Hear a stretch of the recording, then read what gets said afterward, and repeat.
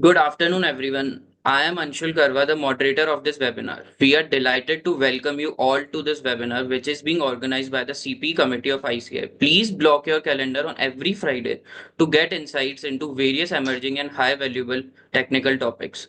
It is my pleasure to be the moderator for this webinar on opportunities for CA professionals in Egypt and Indian power sector and economic powerhouse. In a short while, we will start this webinar. First, I would like to inform you about the CP committee. The role of chartered accountant is evolving continuously to accept newer responsibilities in a dynamic global environment. The future of CAs depend on being flexible and open to innovation. Therefore, the need of the hour is to innovate as per the requisites of the contemporary business environment and accordingly upgrade the curriculum and education system of chartered accountancy course. The committee also believes that members of ICA should look beyond the traditional areas of practice and seek and explore new areas of business and profession. And hence, the CP committee is mentoring the members by providing guidance through various workshops, seminars, national conferences, background materials, and by encouraging young and dynamic professionals to grow as speaker and MOCs in CP programs.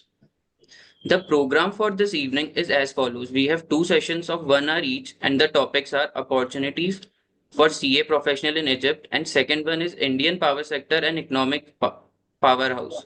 Our eminent speakers will talk about the above mentioned two emerging areas of professional interest. With this brief overview of today's webinar, the vision of the CP committee, let us now move forward with the inaugural segment of our session. It is my privilege to introduce the Vice Chairman of the CP Committee of ICI, CA Vishnu Kumar Agarwal, who has always been instrumental in bringing valuable professional learning opportunities to our members. CA Vishnu Kumar Agarwal is a Central Council member of ICA for the term 25 to 29. He currently serves as Vice Chairman of the CP Committee and the Direct Tax Committee of ICA. Additionally, he is esteemed member of several other key committees of ICA. With over 2 decades of experience, he specializes in income tax matters and has also authored the book Landmark Judgments of Income Tax. Beyond his professional commitment, CA Vishnu Kumar Agarwal is actively involved in social service and community initiatives. His professional acumen, leadership roles, and dedication to both the profession and society make him a respected figure in the accounting and taxation domain. I now invite CA Vishnu Agarwal, Vice Chairman CP Committee of ICA, to deliver the welcome address and share his words of guidance. Over to you, sir. Very good afternoon. My very good friend from Egypt, Udham Singh ji, he is from Rajasthan, my native place. Another speaker, Jitendra Gupta ji. Today's moderator, Anshul Karwa from Jaipur. Our office team, Ajitnath Tiwari ji. I welcome all of you in this today's webinar. Friends, from last 2 months, on every Friday from 4 to 6, we are doing the webinar under the CP committee for the benefit of all the members across the world. Every webinar around 1500 chartered accountant every time attended and benefit of this webinar. From last 2 weeks, we have decided that a lot of members want to do the practice in the abroad. So every Friday, we have to decide that one speaker we have to take from each and every country. So this time we have invited Uttam Singh ji from Egypt, and we thanks to Uttam Singh ji to accept our invitation to benefit of our all the members. At the same time, friends, our most of the members are also with the industries. So we have also decided that what opportunities we have with us with the another sectors. So from power sector, we have invited Jitendra Gupta ji. I thanks to Jitendra Gupta ji for accepting our invitation and deliberate the session. Friends, for benefit of our all the members, I just want to say that we under the CP committee, we are coming with the real-time CP because after 20 years, we have already matured in the CP. So our working is going on. Another 1 or 2 months, we are coming with the real-time CP. Under the CP committee, we are doing lot of webinar, workshop, seminar, conferences across the country and our overseas chapters. Friends, I request each one of you, if you want to become a speaker in any of the webinar, seminar, conferences, just to send one line or two line mail that you want to do the speaker on this particular topic. We, I'm I'm sure that your suggestion will be taken. And if you want that in this particular topic, you want the webinar in next Friday or another Friday, friends, just to suggest to us, friends. I will not take much of the time because today we are here to hear Uddam Singh ji and Jitendra Gupta ji. So I will not take much of the time, and I request Anshul Karwa ji to introduce Uddam Singh ji and Jitendra Gupta ji for benefit of all the members. Thank you, Uddam Singh ji and Jitendra Gupta ji, for accept our invitation. And when I was doing the CA in 2000, Uddam Singh ji was my mentor, and he came from Pali to Mumbai, and in around 2001 or 2 he shifted abroad, and from that last 23 years Uddam Singh ji is in Egypt only, and he's doing very good, giving service to the nation. Thank you. Thank you so much, sir, for your insightful and encouraging words. We are truly inspired by your vision. With this, let us now begin with the technical sessions of the day.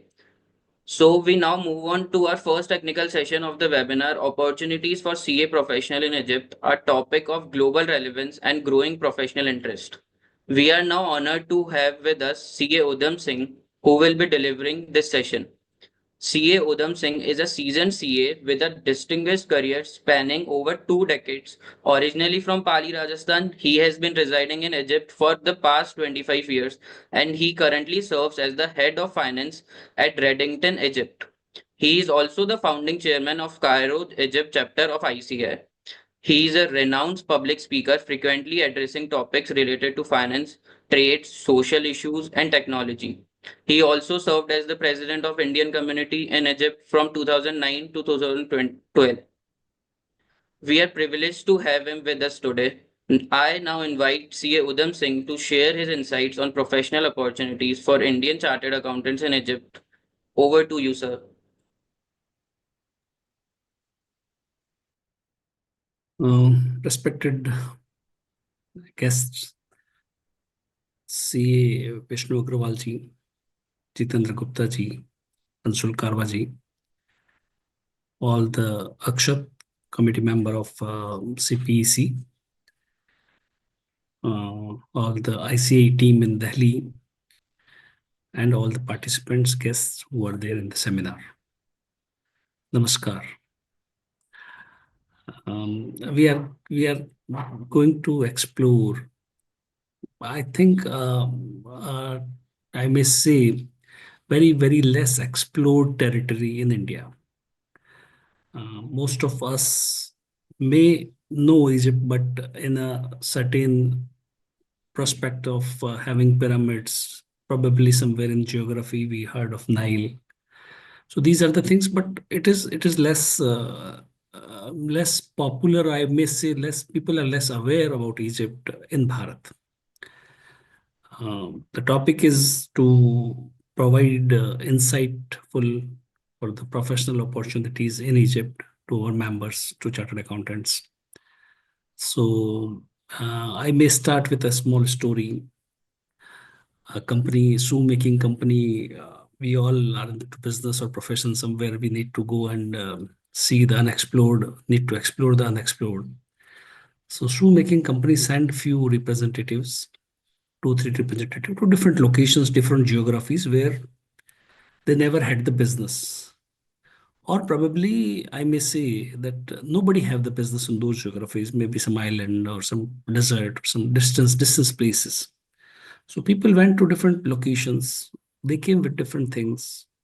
Most of the people, as I say, there was no business, no company went there before. So the shoe making sales representative came back and told. One of them said, "No, there is no scope because people don't wear clothes there. They don't have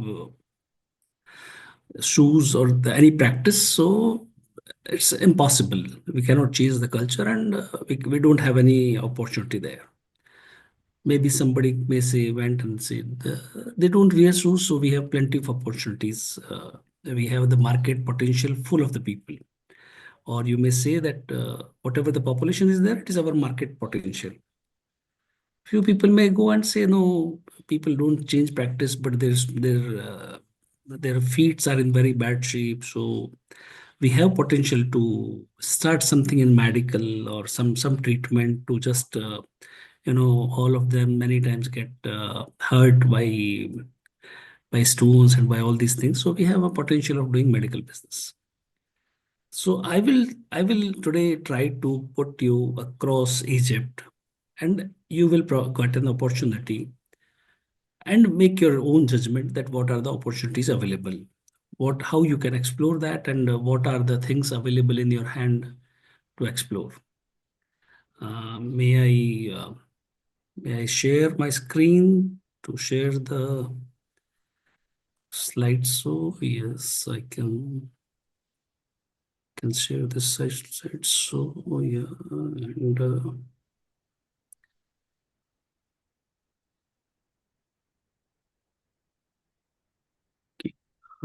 just team confirm when you can see the It's visible, sir. it's visible. Okay. So Egypt is a very ancient civilization, very ancient civilization. I may say that it is to be claimed in Egypt. People say this is Dunya. Dunya, I'm sure you know world. Means mother. So it's a mother of world in the sense that civilization first started there. People may say few things that here and there. Some people may agree or not agree, but all of them will agree that it's a very old civilization. I'm just presenting this all the PPT or presentation is there just for indication. We'll talk more, and we'll be very happy if you have any question, we can stop in middle. No need to wait till last for question answers. We can interactive. We can make it more interactive. So wherever you feel that you need to get some info, something more, you can just raise your hand and we can take it in parallel. No need for waiting till last. So you can see in this picture, this is pyramid. It's believed to be old 5,000 years, maybe more than that. Or it's all depend on carbon dating done by experts. So there are no basic, no fixed timing, or nobody can say exactly when it was built. And these are very huge pyramids. So in meters, I think around somewhere it is 150 meters or a big size. I will not say exact detail because exact no need for that, but you can assume that. And the question is that technology. So it can be sincerely believed that there were technology available. People were very smart in those days, and they could build monument of large size, huge size that's there. So this is the identification, or you can say this is the landmark of Egypt. One is pyramid, and another one you can see the Nile. These all representative pictures. You will not see it as it is from Nile to pyramid. Nowadays, no space left. All new urban cities there. There is no open land, and but this is what it is. A population of 7.6 million, and it's a modern population, modern city, so plenty of opportunities come forward. It's always, I think, people aware of any particular country, they know on the location, but Egypt may not be so much aware. So I will just explain where the Egypt actually is located. You can see that this star, this is Egypt. It's the north of Africa. This is India. So this is from India to Egypt is between, you can say, go to, this star is for UAE, and this is Egypt. So there are direct flight from Egypt to India. There are flights to Saudi, Oman, Yemen, Dubai, and then to India, all Indian cities. So it is close, it is distant. It's 7 hours flight. it is this part is called, this whole part is called West Asia. This part. So some of the part of Egypt comes in West Asia. It is called also Middle East. So Egypt is part of Middle East also. West Asia and Middle East can be termed as same. And Egypt is, as a continent wide, is part of Africa, except a small part which is in Asia, which is called Sinai. So Sinai of Egypt is in Asia. Rest of the things are in. And also they have very, very good advantage of having this, the whole Europe very close to Egypt. And important thing is you can see the pointer at this point. This is the whole Red Sea, and here you find the Suez Canal. This part is Suez Canal, which connects the Arabian Sea or Indian Ocean with the rest of the Europe. And this is very crucial. We all know when we studied earlier history and civilization that people used to come from Europe this the whole round and then come to India. By making the Suez Canal, they made it short. So this is geographical location of Egypt. It is there for all to see. And from marketing perspective or for business perspective, it's a big logistic center here, Suez Canal. So very, very, very busy route. A lot of goods move from here to here to here to here, many places through this channel. So there is a very big importance, and it is closer to. Then I will say the geographically of Egypt. Egypt's it's a big size, 1,000 square, 1,450 square kilometer. Land mass is big size, 995 again, and very few water, which is mostly Nile River. Governance wise, it is a, you can say big four part. So the Egypt, when we see it here, this is the Nile River. So all this area is covered by Nile. These are the deserts, eastern and western delta, and then this part is Sinai. So there you can say it is big four part of Egypt is there: Nile Valley and delta, western desert, eastern desert, and Sinai Peninsula. Sinai is separately. Also, if we can see all this, the whole area completely, it is all desert, Sahara Desert. So this is Thar Desert here, partly from India and Pakistan, but mostly here it is all Sahara Desert. But fortunately, this part from Iraq, Saudi, Oman, Yemen, they all have oil. But rest of the people, Libya have oil, a lot of oil. But rest of the things, Western Sahara, Morocco, Mauritania, Egypt, Sudan, Chad, these are the country which have oil only they can consume. They cannot earn profit much. They cannot earn things. And Egypt's neighborhood is Gaza Strip, which we all know called Palestine, or which is two part of Palestine, Gaza Strip, and then another one is 255-kilometer border. Also, the part is Libya. This is Libya, part of it, border with Egypt. This is Sudan, part with Egypt. So Egypt is in between Libya, Sudan, Palestine. Then also here you can see Jordan, Lebanon, then very close to Syria, and Saudi Arabia and Yemen is separated by Red Sea. This is total geography of Egypt, and then Egypt has also, they have structured, I can say, as for the administrative part, they have divided Egypt into 27 governments. Among the biggest of them is Cairo city and Giza, and rest are divided and they are spread across the country. 27 government. Again, I'm pointing out for commercial purpose or for business opportunity wise, Egypt is 40% or more than 40% urban population. Any country, most spending consumer product or house, real estate, malls, shopping. So there is always disparity between rural and urban.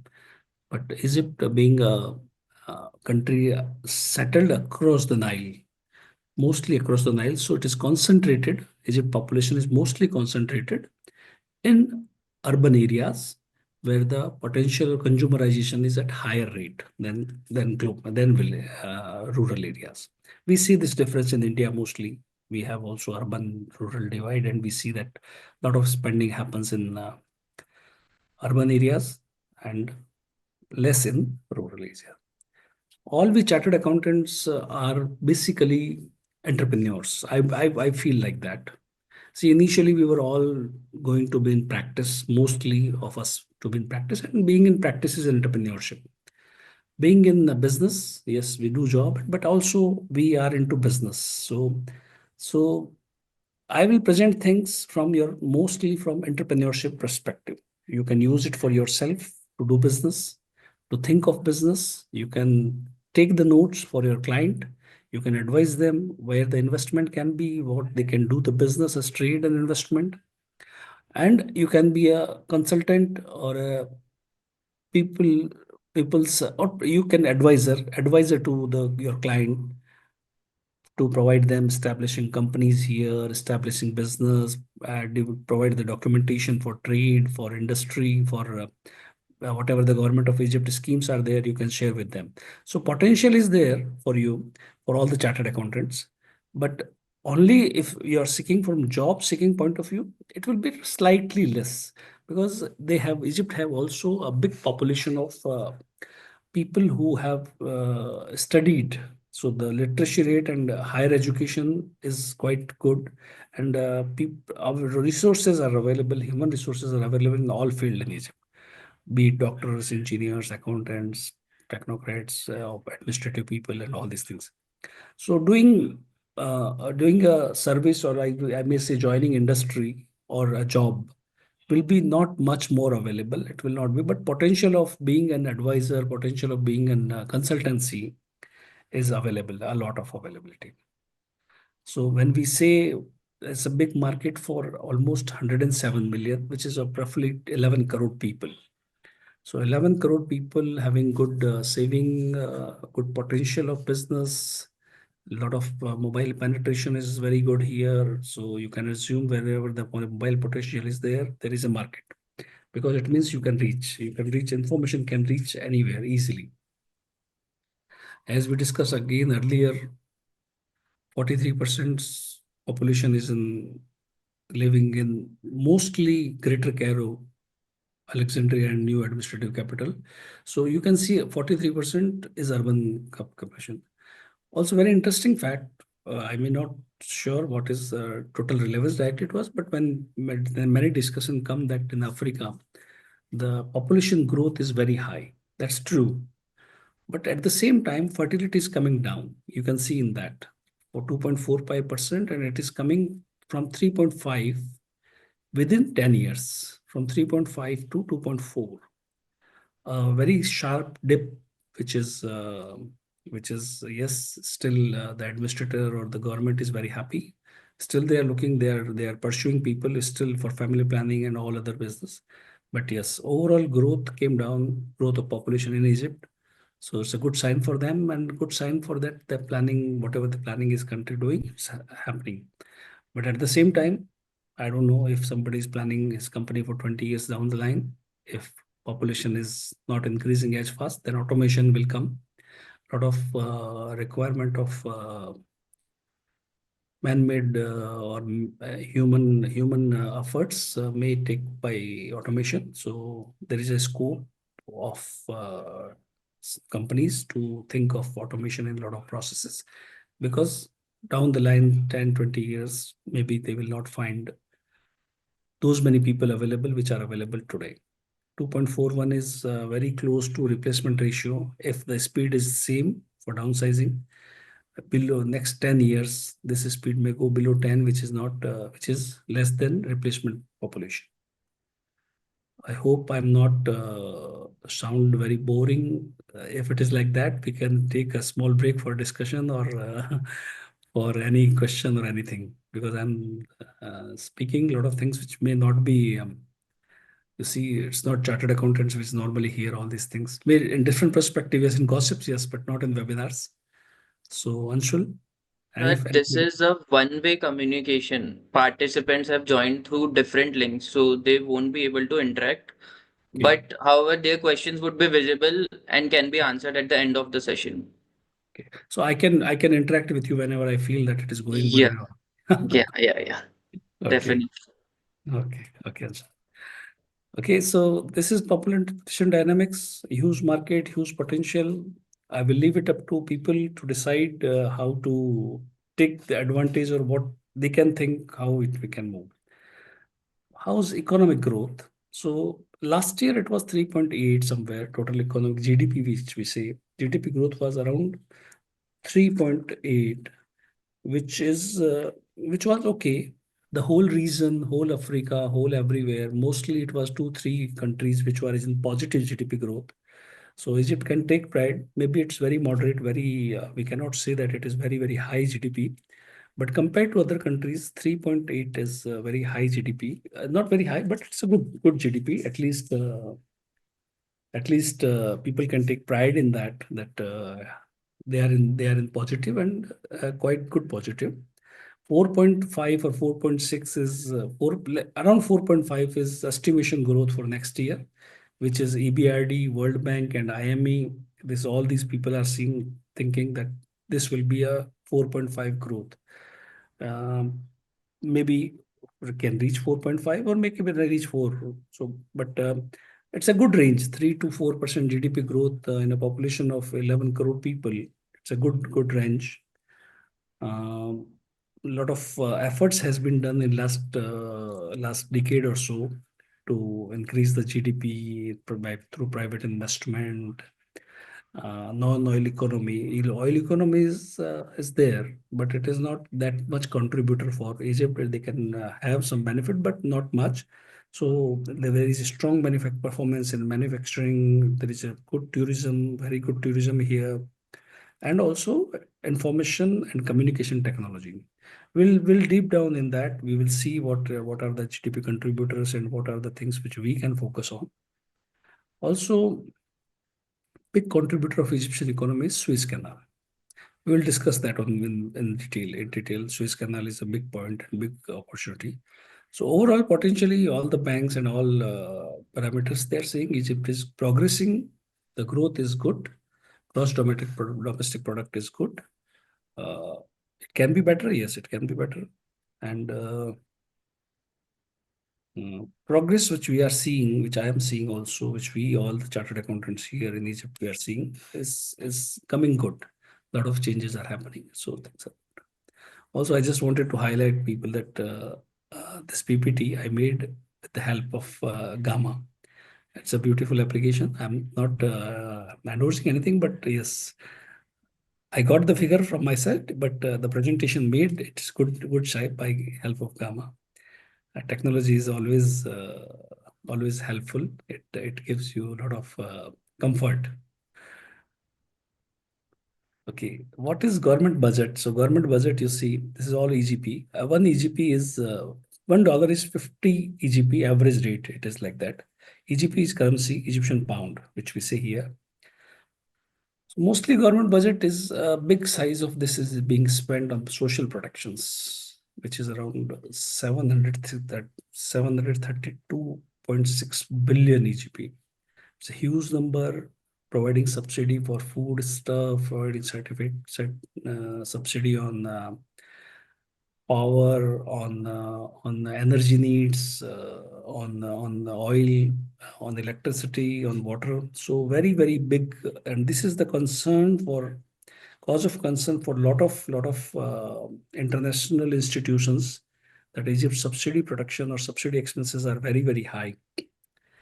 But that's the part of country's plan because they have to be a socially they have to check that benefits are reaching to the people. So that's the challenge. And then also expenditure are being increased, revenues increasing because like India also, they are into now a lot of digitalization of taxation process and all e-invoicing and everything is there. So a lot of revenue collections are very high also. Expenditure will remain. All ambitious government will have of expenditure. So that will remain always. And minimum wages is also is 7,000 EGP, which is you can say around 10,000 to 11,000 rupees per month. Comparatively very less.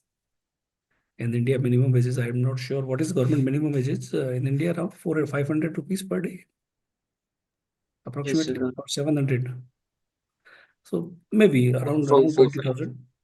So it's very less. So that also is very interesting point here. Those who are into industry and those who have a lot of manpower job, they can think of it. It's a very, very attractive figure here. Minimum wages is still very low. I'm sure people will get a lot of things over minimum wages, but still it is very attractive. And it has increased in last couple of years rapidly. It could have been before 2 years, it was around 3,000 to 4,000. So still it is in the very good range. So overall, good budget, lot of spending, lot of government role in social protection of people, and a lot of infrastructure things are going on. This we will cover in next of slides. Uh, Egypt, what is main trade? So you see, Egypt's export has grown year to year in February. This is all data which is we have collected for short period. But overall, you can say there is very good potential of ready-made garment export, petroleum, and processed food. So these are the main export growth area for Egypt. Ready-made garment, we have huge factories here which provide, which make stitching and all these things here in Egypt, and then they export it. Also petroleum product, which is not directly oil, but product related oil plus gas plus all these things. And processed food and food agriculture. It's a big part of Egypt's export plan. By import wise, you can see that in import, they have overall decline, which is good because country is heavily dependent on lot of things to be imported. A lot, as basic as wheat, you can see it here, as basic as foodstuff items, rice, non for people who are non-vegetarian. Most of them are non-vegetarian, so meat production also is very less here. They import a lot, so it's a I can say it's very heavily import dependent country. So overall, there is a dip, but if any of you are thinking or your clients are thinking of doing export to Egypt, there are plenty of space. Have to compete. You have to be bring the things in a very attractive price, competitive price, and then there are plenty of scope for import.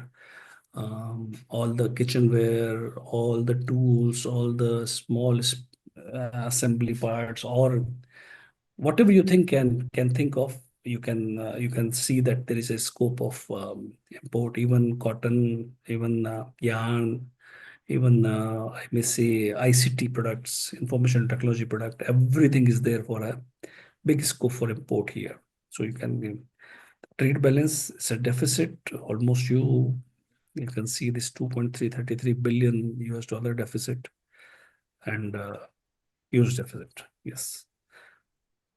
Total export, which Egypt do, it's mostly with Saudi Arabia, Turkey, UAE, Italy, United States. So all these areas are the main exporter for importer from Egypt, and here in particularly Saudi, UAE, and probably United States, there is a scope, there is a opportunity because a lot of Indian people are there, those who are involved with doing business in Egypt and getting things, their respective things in those countries.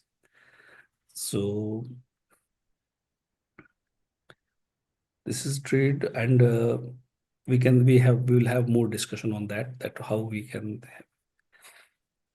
what are the growth or what are the areas. I'm sure there is no direct, you will not find, it's a different country. I'll not find direct opportunity that I will say there are 4 jobs there or 10 jobs there, or in this industry 4 job or 5 job. It will not be. As I said in the starting, I'll provide you what there is in Egypt, and you choose what you can do, what you can get opportunity out of it. I'm repeating it maybe because some people join late, or because some people may feel that we don't want to know Egypt. We just want to know what are, or where is the job, how, where I can apply. So there is no direct. Being a different country, different geography, and a lot of local population, as I earlier said, lot of local population is available. So jobs are not directly available to Indians. I'll discuss this. It will come into next slides, that what are the jobs we can target, but nothing directly that ready-made available. That's for sure. Manufacturing growth is there. Manufacturing, a lot of things are manufactured. It is from oil sector, in the medicine, in pharmaceutical already they said. FMCG manufacturings are there in chemical, petrochemical, and also chemical industry. And when we will talk about India and India's investment, you will see, surprising to see that a lot of Indian companies are doing very good here in Egypt. Big, big telecom 5G development is happening. Still, all the service providers are in process to extend the coverage of 5G. Recently started. So big tower business with a lot of mobility business, mobile enabled 5G enabled mobile business, and then related, I'm sure, which all our experts who are doing distant education, distant medicine, and all these things, distant learning, they can think of it. Tourism is a big thing. Only alone pyramid attracts a lot of people. It's a big attractor. Even there are people's wish list that, oh, in once in our lifetime we will go to pyramid. But apart from pyramid, even in pyramid, watching pyramid is a different thing. A lot of groups are coming here to do yoga. There's a particular connection of yoga. People in the early morning, 4 o'clock, 5 o'clock, come here and do yoga practices, yoga sessions in pyramid. So tourism, apart from pyramid, they have a whole civilization valley. So it's a Nile Valley where there are a lot of old temples, old pharaonic structures are there. And as also they have very, very big coastline, which is used for resorts and very attractive deep sea or deep sea coral reefs. And so Sharm el Sheikh is one town. I'm sure it's very famous.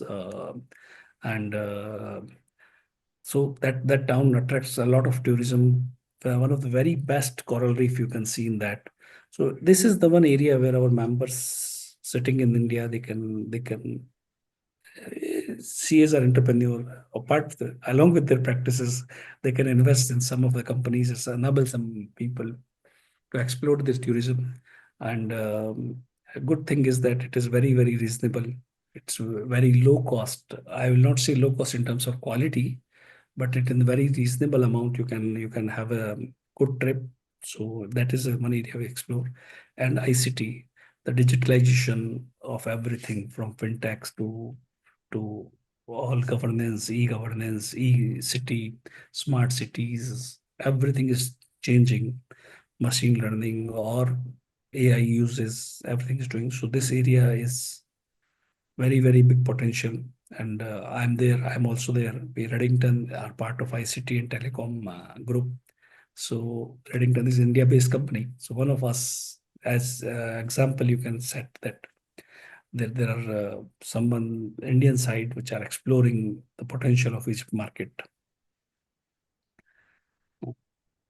This is and also Arabic speaking services they can provide here. So a lot of back office work, mostly for Arabic and also for Europe and American market, which we are BPOs and all call centers. We are expert in it, India, but it's happening. A lot of these business are happening in Egypt also. Apart from Arabic and English speaking, there are a lot of resources which are French speakers.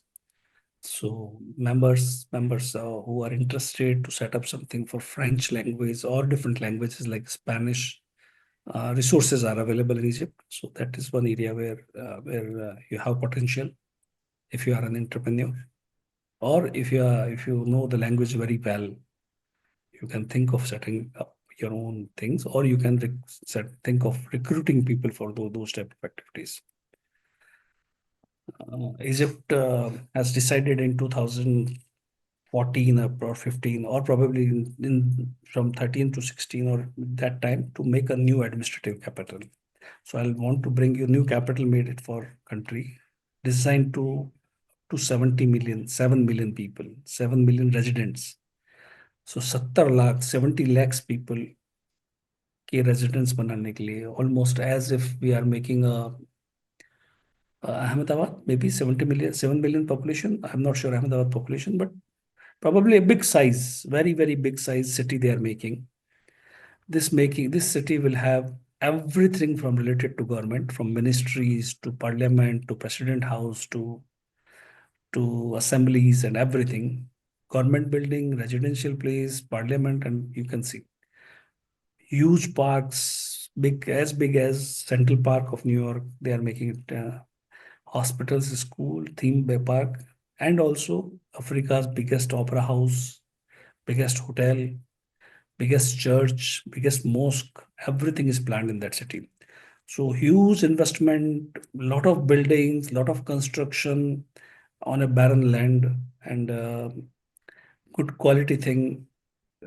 It's a work in progress. So most of administrative government buildings, government already shifted there. But for rest of the things, still a lot of things are happening. And as city grows, different sector, different demand, different things keep growing. It's a 700 square kilometer area, which was also desert, completely desert. They are converting into big place coming up. I think if you visit after 2 3 years, you will find it a different marvelous area, I can say. Um, and I don't know. I'm not sure that anywhere in the world somebody made a big size of capital in that short span of time, with huge buildings, huge structure, and very smooth transition. Uh, they have advantage of empty land, which is not there everywhere. Land acquisition itself is a big challenge in other part of the world, but it was available, a barren land. So yes, and also very close to Cairo city, very close to Cairo city. But that's a big thing. New airports are coming up, new urban transport system, metro, monorail, everything is being planned that way, and it's working. All of them are in work in progress. Some of them will start in 2 years, 3 years, and rest all maybe in 5 years. But complete new setup for a capital, for advanced city. It's a big scope of business and opportunities for people. Move on to Suez Canal. We touched upon it on initially. Suez is a very good resource for Egypt to earn foreign currency. So, and as we said, see in the earlier slide, that all the people, all these ship which pass through Red Sea, this Red Sea area, which goes to all European countries, pass through here. This is a part of this. I will say here what it is hidden. This is sea. Still, both the places sea, but from this area to this area, it is still this is called Suez. So, whomsoever pass through Suez, they pay something to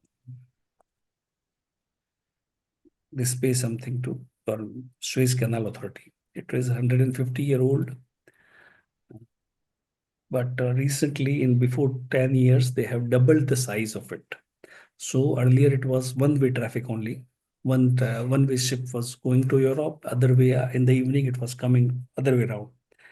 But in last before 10 years, they have doubled the size, and also it is not only Suez Canal; they have made it economic zone. So you can see the detail.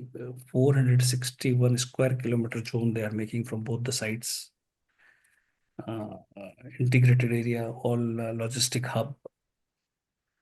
4 port they are developing on the bank of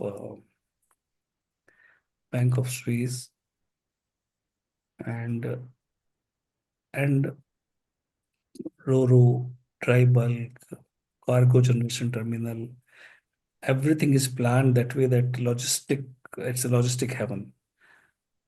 Abu Dhabi Port Group signed 50-year agreement, and they will make investment of 120 million, then move on.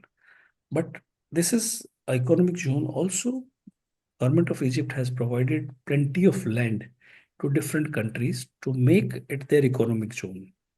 So China has taken a big parcel of land, which is called a Chinese city, you can say. In that, all Chinese manufacturing companies are establishing their manufacturing plants and all these things. They are just specialized zone. They have taxation benefit and all these things. So it is there. Also, it was available to India also. They have given this option to India. I think government is talking. There discussions are going on between India and Egypt to see that how they can utilize it, how they can do it.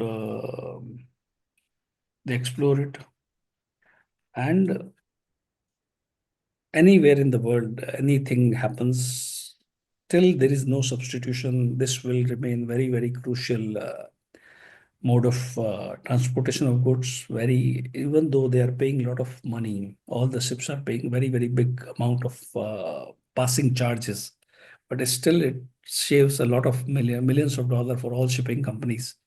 So this will remain, always will remain a revenue earner for Egypt, and all the area along the side, both the sides of Suez Canal, will be available for industrial production. And you see, if you are anybody is developing or having a manufacturing facility along the Suez, so he may have advantage of saving Suez Canal pass charges and all these things. There are a lot of plenty of benefit in taxation and all these things. But this is one of the area where we can explore. A lot of people can explore uh, the options.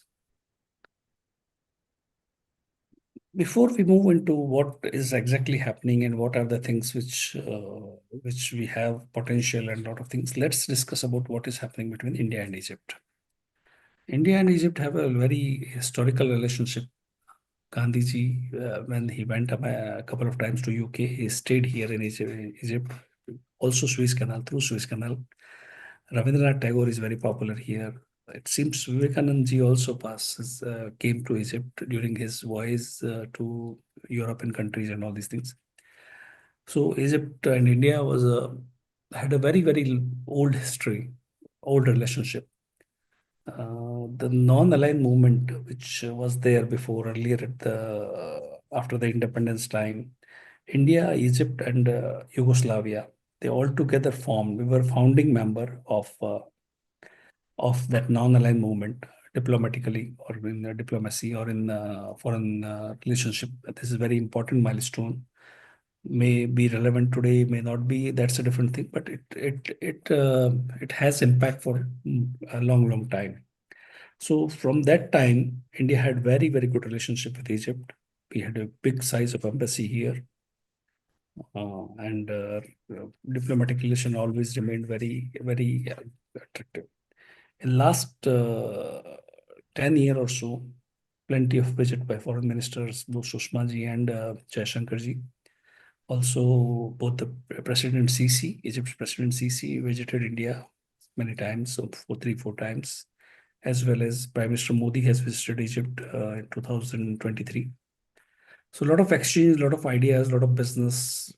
There are a lot of efforts to deepen the relationship and increase the trade, economy, investment in both the countries. So this is happening, and all the investors here and all the people who are living Indian community in Egypt has a very, very good role to play in that development. Then, because always it is people to people. So before I move forward, let's see how many chartered accountants are there in Egypt. So, Anshul, any guesses? So around 400, 500. No, no, that's too optimistic, Anshul. Let's discount it by 90%. 90%. So around 30, 35 chartered accountants there.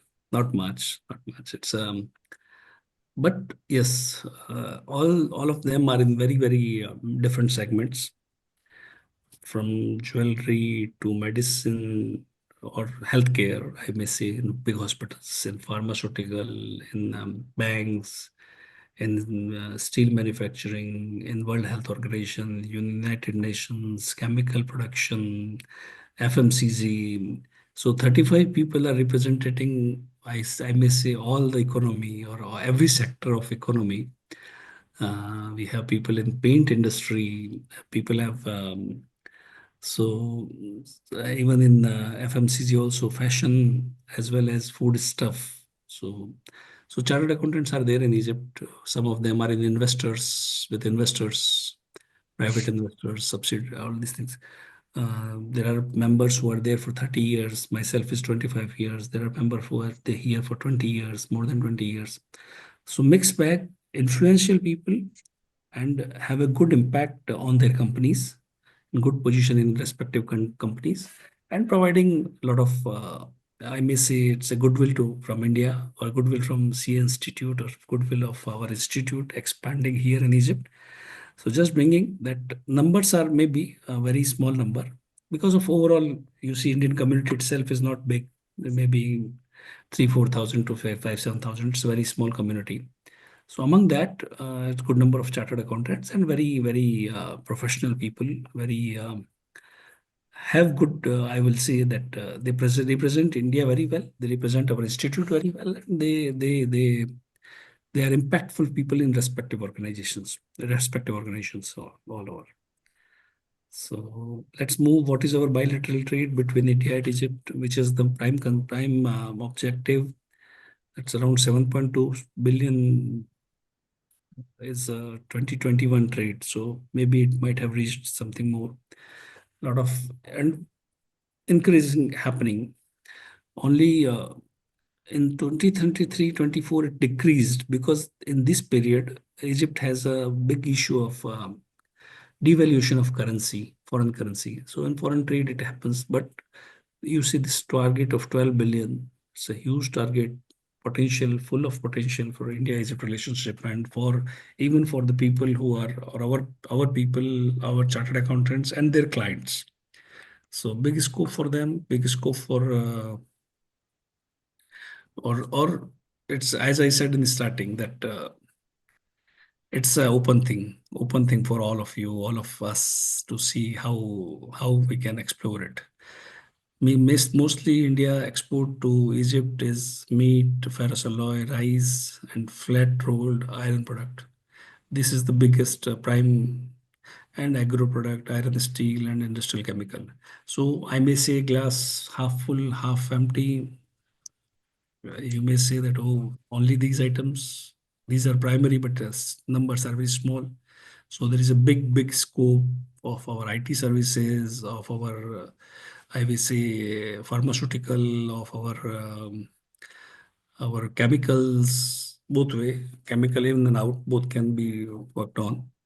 Also, wheat, rice. Rice is there, but wheat is not there, which we can do. Um, this is particularly, mostly it is a physical import, I may say. Maybe services which are not considered here, probably. So that scope is there. And what we get from Egypt, or India gets from Egypt, is petroleum oil, petroleum gas, chemical fertilizer, ammonia, and phosphoric acid. So from Egypt side, mostly minerals and chemicals, oil. From India side, mostly, as we can see, minerals, food stuff, and thing. But I see it missing is yarn, textile. Textile is completely missing here. I'm sure a lot of yarn and all these things come here also, big numbers. But this chart, as of now, shows potential of increasing it to taking it to new level, which our members can do directly if they have interest in entrepreneurship, and others can do their through their clients and through their people. Uh, we have also very strong. How much time available, Anshul? So we can sum up. Sir, I think you can take 4-5 minutes now. 4 5 minutes. Then Sure. we'll I go don't to want to questions. overtake Jitendra's time because yeah, not should be. So renewable energy, Suez Canal, economic chain, digital payment is one thing which we can help in our with all our expertise in UPI transactions. So that's there. That system is there. Also, being a part of BRICS country, so India can help even in dealing with local currency, which is there.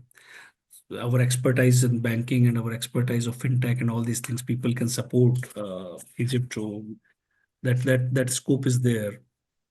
Okay, and agriculture-based development, solar, you can see all these things. There are ammonia, hydrogen.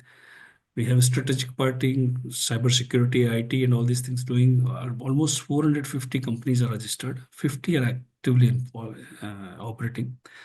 Major investment is TCI Sanwar, who's a Chennai-based company, have a good presence in port side, making good chemical. Tech Mahindra have there.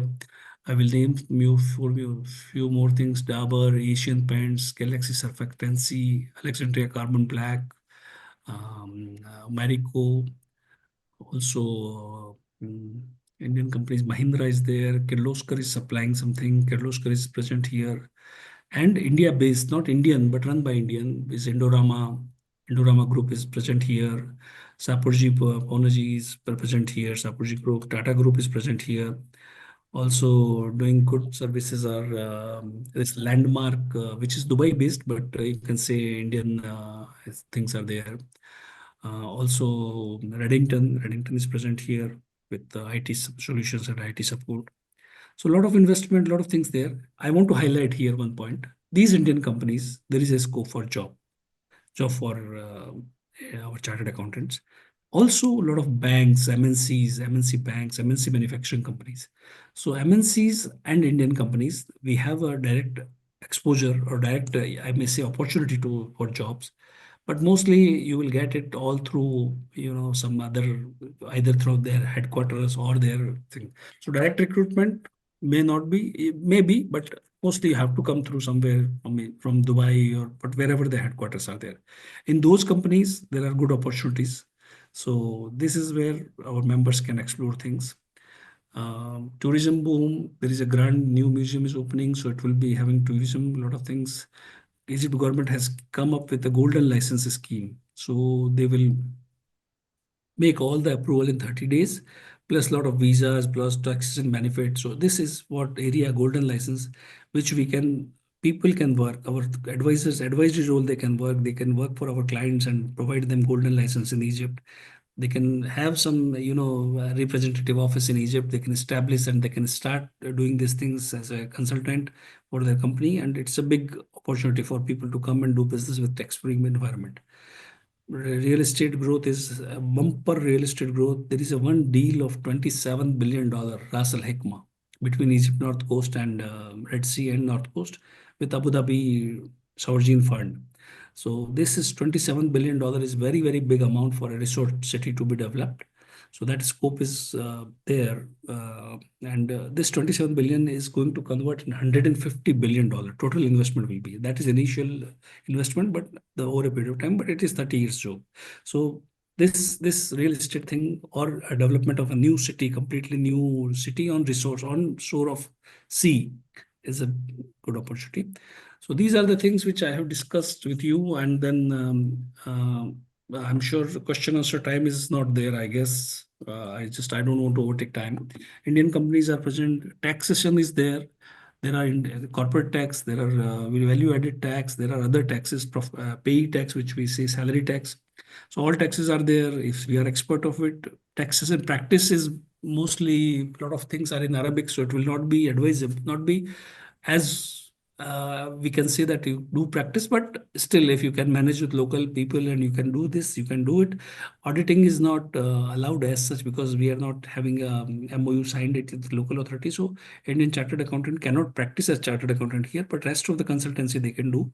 A lot of scope in tax services, tax consultancy, tax advisor role. Egypt is part of, summing up it very quickly, part of Africa Union, and they have lot of free trade agreement with all the African countries. So if value addition is good in Egypt, if you can bring your semi knockdown product or completely knockdown product and make some assembly here and value addition, you get a lot of benefit in Africa of taxation, of duties, of freight, of all these things. Labor, we have discussed that already. Cheap labor or good quality valuable labor is available. Banking facilities are available, finance, share market, bonds, mutual fund, startup, all these things are there available for us. For Indian, living conditions are good. We can discuss it later. You can send me private question or you can get a question from people. We can discuss about living question. There are some challenges. Foreign currency challenges always remains there. Instability or sometimes it just in last 2 3 years back it suddenly devalued by 200%, 300%. That challenge always remains. Cultural assimilation we have to do. Whomsoever want to do business here, want to live here, he has to understand the culture and adapt it. It cannot be enforced. So these are things for my side. Question, if it is there, we can take it now.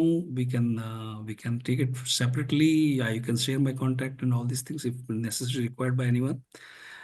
Thank you very much. Thank you, Anshul. Thank you, Akshat, and all the tech support. And over to you, Akshat. Thank you very much. Thank you very much, sir. Thank you.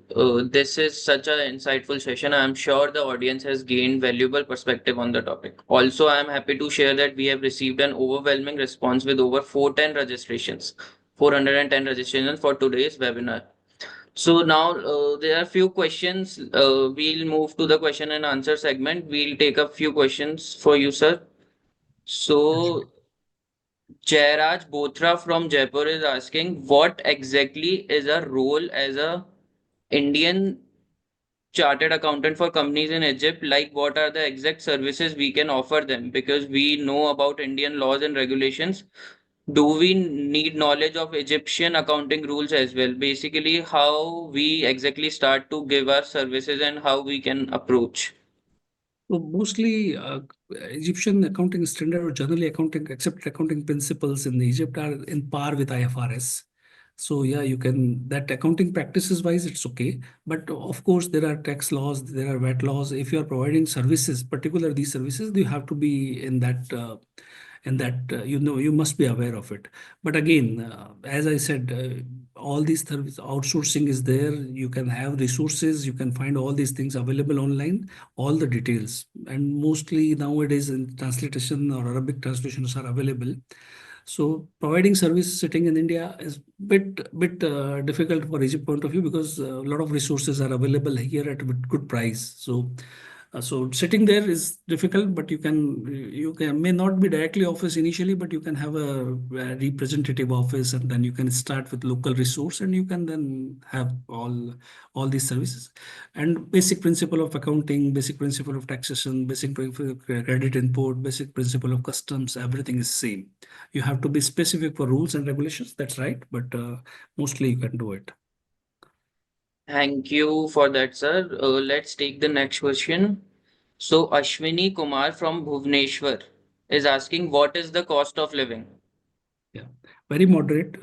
It depend how you want to remain. But in as a middle as a chartered accountant or a CFO of a company or a finance manager of a company, you will find that lesser than India. Of course, rent and some expenses are lesser than India.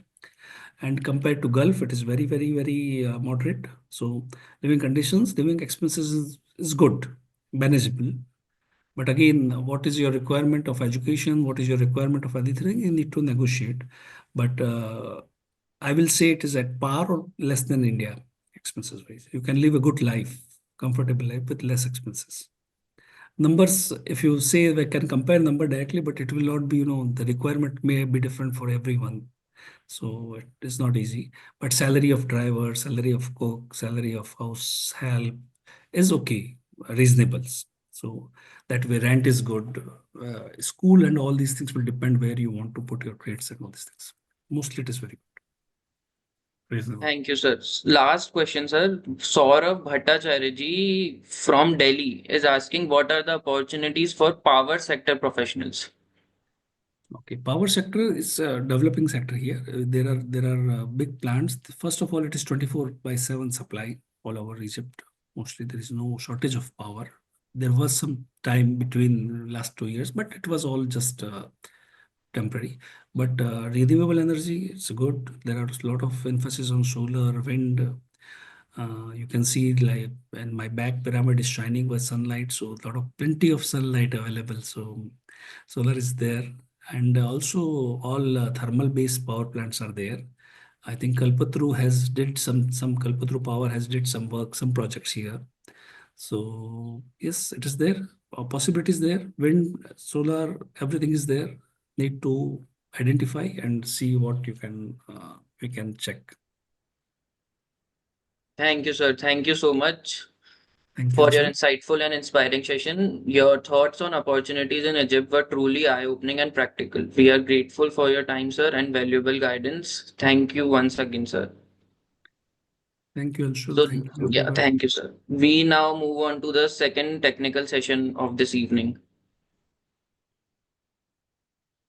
So this session is focused on Indian power sector and economic powerhouse, a domain that plays a critical role in driving the country's infrastructure and economic growth. The Indian power sector is not only a key contributor to GDP, but also a space filled with opportunities for chartered accountants, both in regulatory and advisory roles. We are pleased to have with us CA Jitendra Gupta from Delhi, who will take us through this topic. CA Jitendra Gupta qualified in 2006 and has been serving Power Finance Corporation since 2007. Over the past 17 years, he has worked across key areas of borrowing, recovery, corporate accounts, lending policy, compliance. He led the implementation of NDS at PFC and developed several compliances IT systems, including daily balance sheet reporting, buyback systems, effective interest rate calculations, and ECL, the expected credit loss. He also created an automated Excel tool capable of checking 5 lakh crore balance sheet. In his tenure, he has helped PFC raise over 70,000 crore from both domestic and international markets and supported the sanctioning of loans exceeding 1,25,000 crore through robust policy compliance checks. His experience combines deep financial expertise with a passion for process innovation and digital transformation, supporting PFC's growth and governance. We are privileged to have him with us today. I now invite CA Jitendra Gupta to share his insights on professional opportunities for Indian Chartered Accountants. Over to you, sir. Yeah, thank you, Akshat, and thank you all the members of Institute of Chartered Accountant of India who has given me the opportunity to present. So let us begin. Good evening and warm welcome to the ICA webinar on the Indian power sector, an economic powerhouse of India. This presentation is dedicated towards a journey from no power to no power cut. Today, I am delighted to share insights of this dynamic and potential sector, which plays a pivotal role in India's economic growth. As esteemed chartered accountants and members of this prestigious institution, we are the torchbearers. We can drive further transformation in the power sector, thereby making India a developed nation by 2047 and a superpower in the time to come. So let's begin. So today's session will cover these 6 key aspects: role and significance of chartered accountants in power sector. Then we'll discuss about power sector's key strengths and why it is called an economic powerhouse of India. Then we'll cover the evolution and journey of power sector. Then we'll be discussing the current challenges and thereafter the tapped and untapped potential of power different products. And finally, we'll be examining what is the roadmap of India by 2030 and thereafter by till 2047. So let's begin. So this slide highlights the role and importance of chartered accountants in power sector value chain. You need to share the if you are sharing something, you need to share it on the screen. So if you want to share it. Just a minute. Is it visible now? Yes, now it is visible. Yeah. So this slide highlights the roles and importance of chartered accountants in power sector value chain, starting with incorporation of a project SPV. So in power sector, if we say there is a special purpose vehicle, a project company, so for that to produce the power or transmit the lines or distribution, so any SPV companies needs a project report. So for that, various tasks need support of chartered accountants. For example, if we say finalizing the entity appraisal aspect in a project report, which includes financials of promoters and SPVs cash flow projections and key financial parameters. Thereafter, for optimization of capital structure, debt equity mix, the need of chartered accountants is required. Then finding an appropriate mix of instruments in promoters' contribution, like unsecured, loans or some mezzanine instruments to avoid the tax implications. Then thereafter, ultimately, achieving the financial closure. For due diligence also, services are required for various revenue aspects, such as PPA, tariff, offtake, financial strength, etc.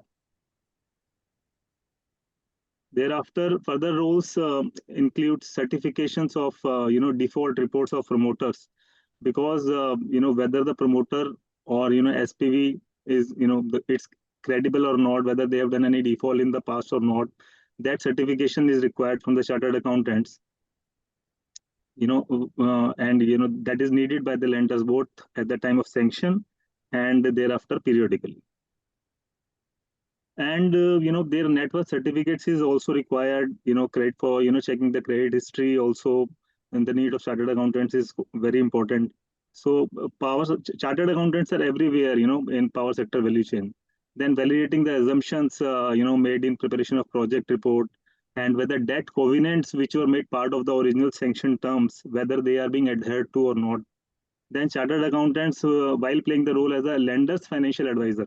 In PSC also we appoint many chartered accountants as practicing chartered accountants as lenders financial advisors. So to check whether the financial progress of a project, is aligned with that of the physical progress or not. Whether the loan is, appropriately utilized in the project or not. That is need to be monitored by those appointed lenders financial advisors. Then the compliances and all these things are also need to be checked by us for security creation.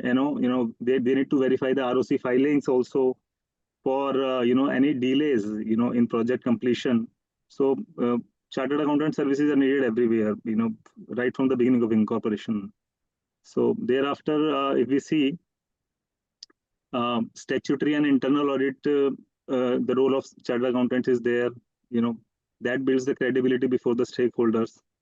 Then after sanction, for in case the company is default, then the appointment of chartered accountants as for forensic audits and for insolvency professionals also, we are needed.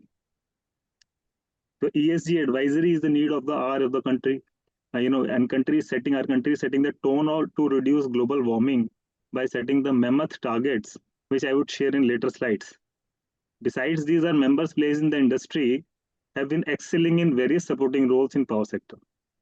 Let us take an example of PFC only, where we have more than 100 chartered accountants serving our organization, supporting various roles such as borrowing of domestic and international funds, hedging of borrowed funds through different instruments such as interest rate swaps through from fixed rate to floating rate and vice versa, and through currency swap and forwards and various option strategies. So hedging of the borrowed funds is one of the role chartered accountants are doing, and then entity appraisal I just discussed.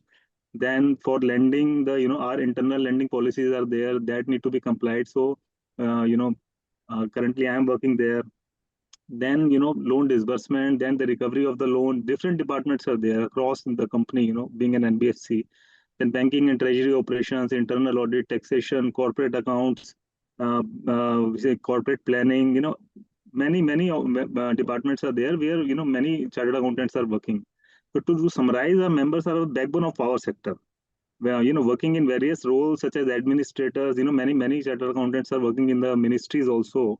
Then auditors, statutory auditors and internal auditor, consultant, advisor, and, working professionals also. So this is the significance of chartered accountants in power sector.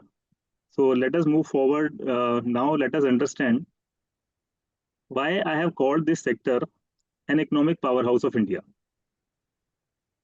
So electricity, everyone knows that it is the lifeline of our economy. So without this, entire nation, would be at standstill. Electricity is like blood in the human body. It is works like an oxygen. Can you imagine your life today without smartphone or computer? These essential gadgets are other electrical appliances are only scrap without its soul, that is electricity. The power sector's significance cannot be overstated. Let's talk about its impact on industries, their income, our income, and nation's income. So, do you know how much can just a single day's nationwide blackout could cost India? It's a huge amount. It's between 97,000 crores to 1,62,000 crores. That is equivalent to around 0.3 to 0.5% of India's GDP. This is due to the losses in all the sectors which would not be able to produce or serve due to no electricity. That's why understanding the power sector's scope is not just academic, it's economic survival. Then 1.5% of India's total workforce is working in power sector, and they are supporting 5 to 7% of country's GDP directly and indirectly. Also contributing, power sector is also contributing 4 to 6% of our total direct tax collections. Further, listed companies of power sector have a huge market cap of somewhere around 18.5 lakh crores. That is 4.5% of our total market cap of all the listed companies of India. Then finally, the mammoth fund requirement in the sector of around $400 billion to achieve 500 gigawatt of renewable energy capacity by 2030. And $3 to $4 trillion are required to achieve 1800 gigawatt of renewable energy capacity by 2047. With these efforts, would our country can definitely achieve our net zero target by 2070. So that is why I called Indian power sector an economic powerhouse. So these are some of the data. So let's move on to the next slide. So now we'll see the journey of power sector. So the Indian power sector journey, began in 1879. It's a historical gem that, nearly 60 years before independence, the first electric light demonstration in Kolkata was developed. Then pre-independent India, first hydropower plant of 130 kilowatt was made in Darjeeling in 1897. Followed by India's Indian Electricity Act 1910. By the time of independence in 1947, our installed capacity of power sector was merely 1362 megawatt. That's what we can say 1.3 gigawatt. So 1000 megawatt is equal to 1 gigawatt. So post-independence era saw critical institutional development with the Electricity Supply Act of 1948, establishing state electricity boards. So what was the objective? The objective was of generating and supplying the electricity across India for the economic development of the country. Thereafter, focus was on generating capacity, wherein big hydro projects like Bhakra and Hirakud project started in the year 1951 with the launch of first 5-year plan. Then in 1956, Central Electricity Authority was formed with the objective of providing technical and policy guidance to Government of India. ensuring uniform standards and promote a sound and adequate power sector for the country's development. Thereafter, in 1961, REC were formed. REC, the full form is Rural Electrification Corporation. So its objective was to act as a dedicated financial institution to support, promote, and finance rural electrification projects across India.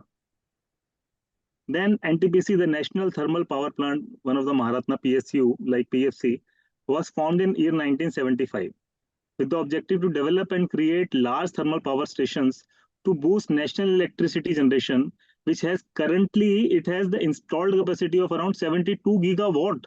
That is 15% of country's total GDP. So we can say every sixth bulb, is, behind every sixth bulb, there is NTPC. And in the same year, NHPC was also formed, 1975. So it is a hydro, electric company. The current installed capacity of NHPC is 7.2 gigawatt. So by this time, India's installed capacity was reached to 16 gigawatt in 28 years after independence. So in 1975, since independence, the total installed capacity of India has been reached to 16 gigawatt. So let's move on to this journey and then continue together.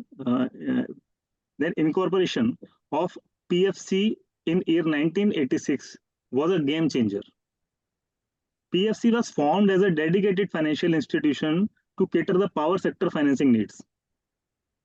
In these 39 years, PFC has become India's largest NBFC with the consolidated balance sheet size of 10 lakh crores. So consolidated, we acquired REC. So together, PFC and REC's consolidated balance sheet is 10 lakh crores. So we have assumed, if we assume, a total power sector till date, so I have assumed somewhere around 7 crore per megawatt cost. So PFC has funded such a huge amount from 1986 till date that around 181 gigawatt of generation capacity has been funded. Set aside the transmission and distribution, only generation, we have funded somewhere around 39% of India's installed capacity.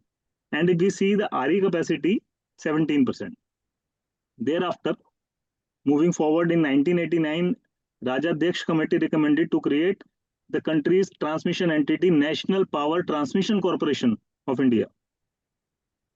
It was separated from the National Thermal Power, NTPC. So NTPC was told to, stay in the business of generation, and the transmission business was separated with the name of NPTC. Then in 1991, major economic reform was there, which opened the gates for private players by introducing IPP policy, independent power producers. In 1992, NTPC was NPTC, the PGCIL was renamed with the name of the National Power Transmission, was renamed as Power Grid Corporation of India Limited. So PGCIL is the backbone of India's transmission. It contributes to 46% of India's total transmission capacity, which was instrumental in achieving one nation, one grid, and one frequency milestone. So it also leads in major projects like Green Energy Corridor. So Green Energy Corridor is, providing a space for renewable energy electricity separately. So by integrating renewable energy into the grid, overall, PGCIL has transformed India's transmission landscape. Thereafter, in 1995, Mega Power Policy was formed, to attract private sector investments for large generation projects of 1,000 megawatt or more. Then in year 1998, Central Electricity Regulatory Commission and State Electricity Regulatory Commissions were formed with the objective to focus on economic regulation, tariff, competition, consumer right. Then, in 2000, various schemes with APDP, APDRP, all these schemes for, distribution sector loss reduction was, started, in which PFC was not nodal agency. Then began the modern era of power sector, beginning 2001. So by this time, India's installed capacity had reached to around 98 gigawatt in 53 years after independence. So beginning this modern era was through the recommendations of Ahluwalia Committee for reform of State Electricity Board and CPSUs. So Thereafter, the Electricity Act 2003 was formed. It is often called Rolls-Royce of Indian power sector reforms, which unbundled the state electricity board. Unbundling means they have separated the businesses of generation, transmission, and distribution in 3 different utilities. This Electricity Act also allowed open access in power sector. They promoted competition and delicensed the generations, and they laid the foundation for a competitive, efficient, and consumer-centric electricity market in India. So by 2014, with the new government, 24/7 power for all initiative was taken through Deen Dayal Upadhyay Gramin Jyoti Yojana scheme to electrify 18,452 unelectrified villages. Then in 2015, yet another DISCOM turnaround scheme was there, Uday. So its objective was to restructure the DISCOM debts and improve the operational and financial efficiency to reduce the AT&C losses. AT&C losses were 26%, around 26%. So AT&C losses are aggregate technical and commercial losses. So currently it is 17.6%.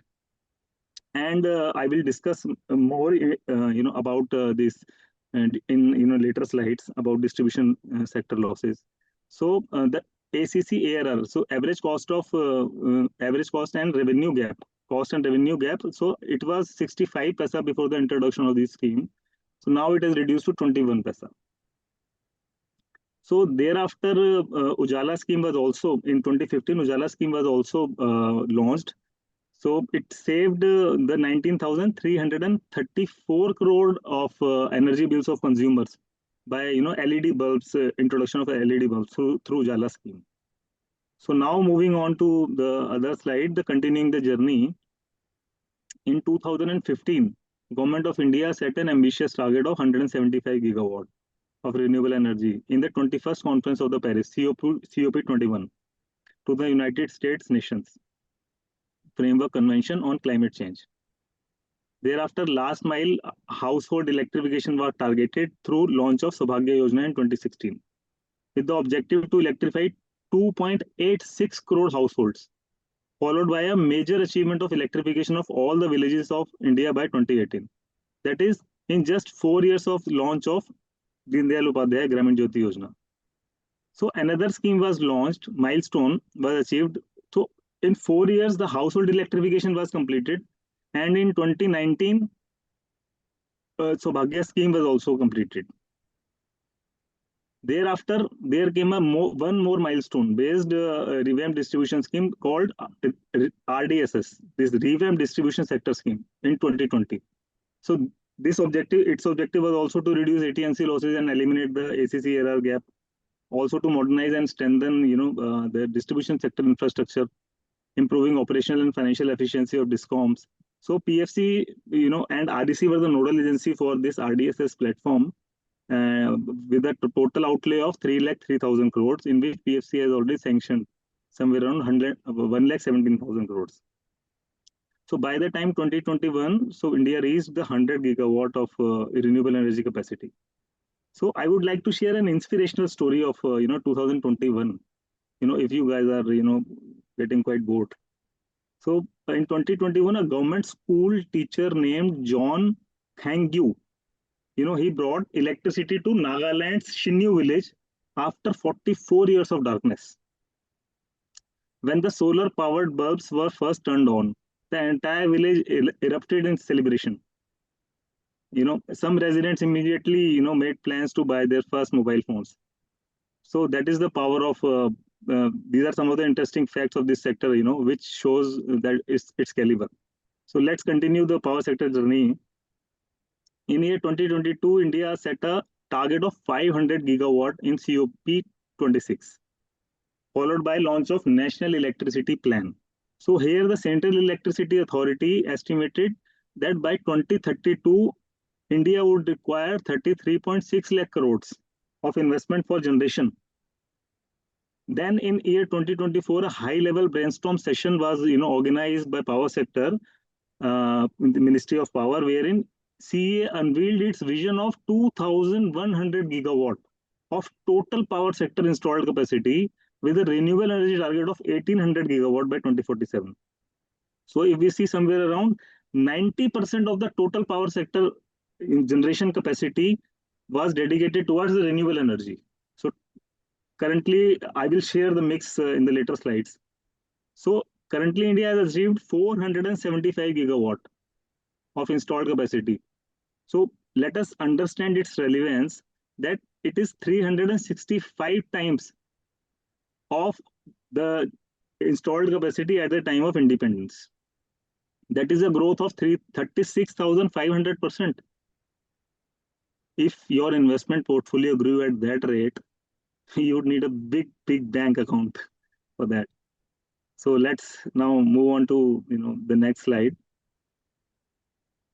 So this slide is focused towards India's global positioning in power sector space. We begin with mere 1.3 gigawatt, as we have discussed earlier, at the time of independence in 1947. So now, if we see, India ranks third globally in terms of installed capacity, which is behind China and USA only. Peak power demand and demand mat are also lies in the same lines. Nuclear power has a huge potential of 100 gigawatt. This is the target by 2047 of Government of India. So we have tapped only 8%. So further, India's renewable energy effort have made us reach RE share to 46%. So in last slide, I was discussing that by 2047, target is somewhere around 90%.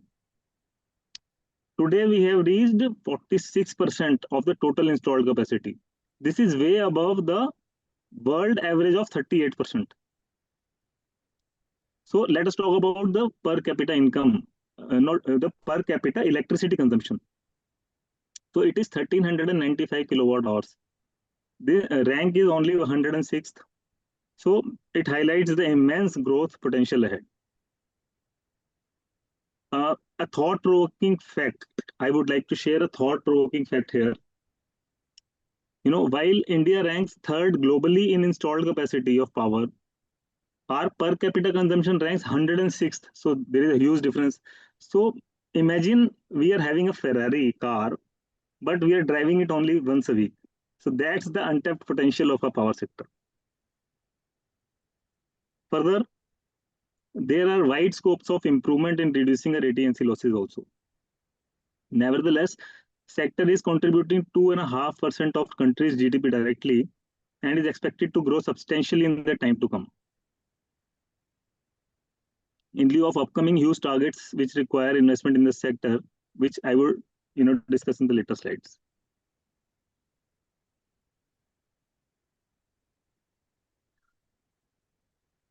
Anshul ji, everything is fine.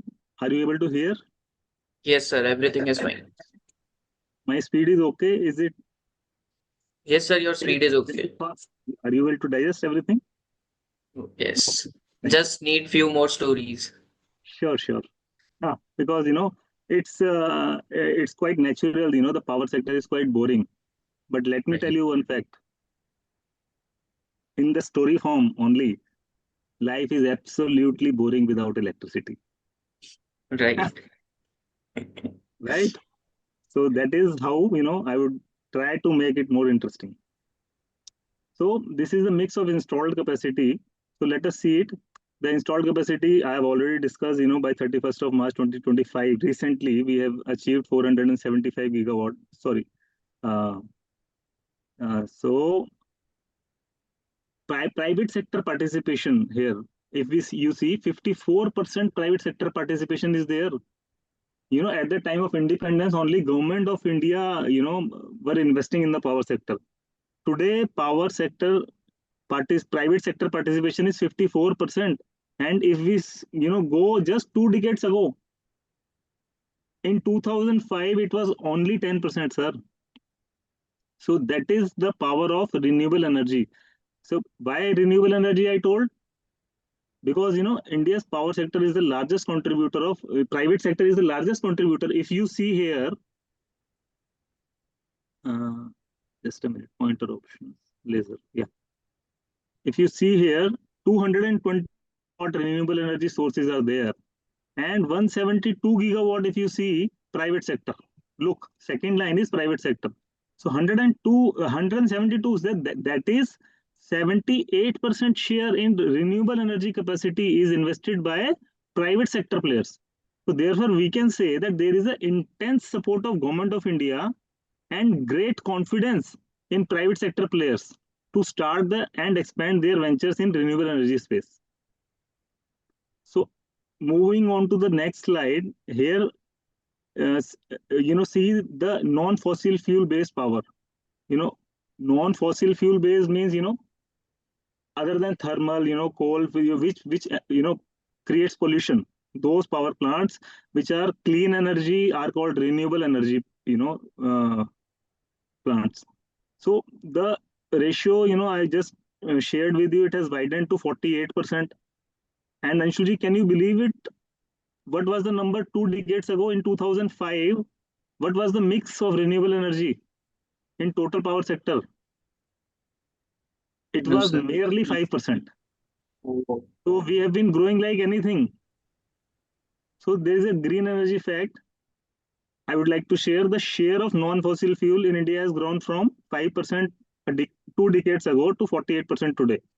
So understanding it in a story form, that's like going from having one vegetarian dish on a restaurant menu to nearly half the options being plant-based.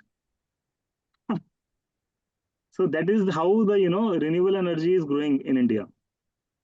So India, the target is 90% by 2047. So moving on to the next slide.